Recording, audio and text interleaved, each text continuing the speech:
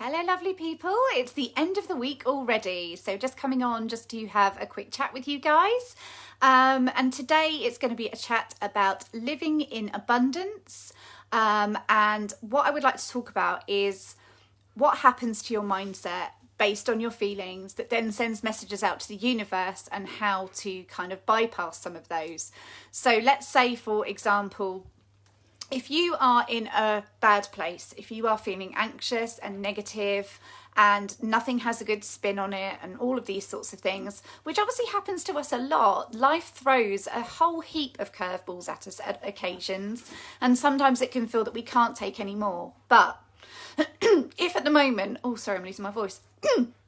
If at the moment you are finding yourself feeling in quite a negative mindset, if you are hating your job, if you are not enjoying your relationship, if you are finding things difficult at home, if somebody's upset you and you're feeling angry with them, all of those sorts of things that can really bring us down. But whatever we're putting out there externally of ourselves is what we are then going to be reaping later on. So if you are putting huge amounts of anger out to the universe because of somebody who's wronged you, that is what you're going to be receiving.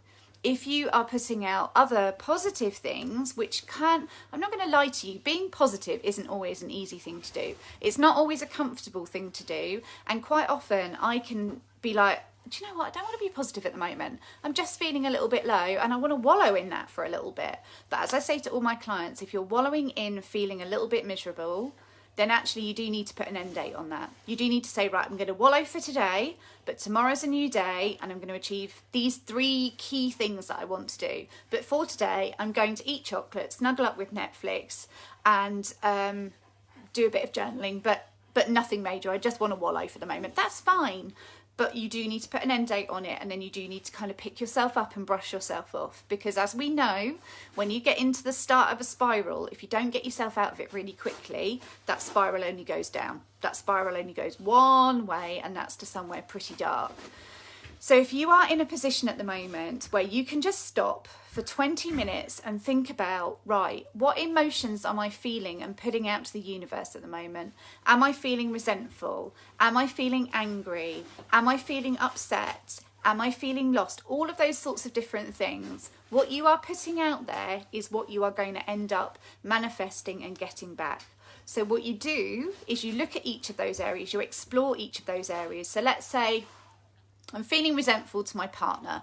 So he's just really pissing me off. I'm really, really fed up of always having to do anything, etc., etc.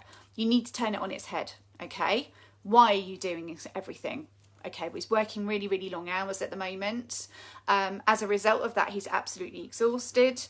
He's also got a bit of long COVID, I think. So he struggles with some other symptoms from having COVID earlier in the year that he still struggles with now. And then all of a sudden I'm like, I feel a bit more compassion towards him. We had a conversation the other night about languages of love, which is a whole other thing. But I was saying to him that for me, showing me that you love me is about little acts of service. It doesn't even need to be anything particularly big. And I have noticed that since we had that conversation, he is now doing more little things to show that he appreciates me, to show that he loves me. But having gone from resentment to understanding, compassion and all of those sorts of things, actually now some of the things I didn't want to do before I feel a little bit better about. I feel that actually I'm supporting him and he needs that, and that's important. So I'm there to do that. But if you are feeling those sorts of negative feelings, work them out one by one. What am I feeling? Upset, angry, sad? What is it about? Okay, and how can I turn it on its head? How can I show an alternative? And sometimes it's really difficult. Sometimes it's really, really hard to find an alternative. But if you take the time to acknowledge that that's how you're feeling and how you could look at it with kind eyes, I promise you that it will at least take the level down of the heat that you're feeling. It will take the heat out of it a little bit. So work through each of those negative feelings, turn it around and watch it be a complete game changer. If you're wanting something now and you're feeling really, really impatient, maybe there's a reason you can't have it right now. Maybe you're not quite ready, but you don't realise. But if you have some patience and just trust in the universe that you're going to get it at the right time, game changer. So if you have watched this live, thank you so much for joining me.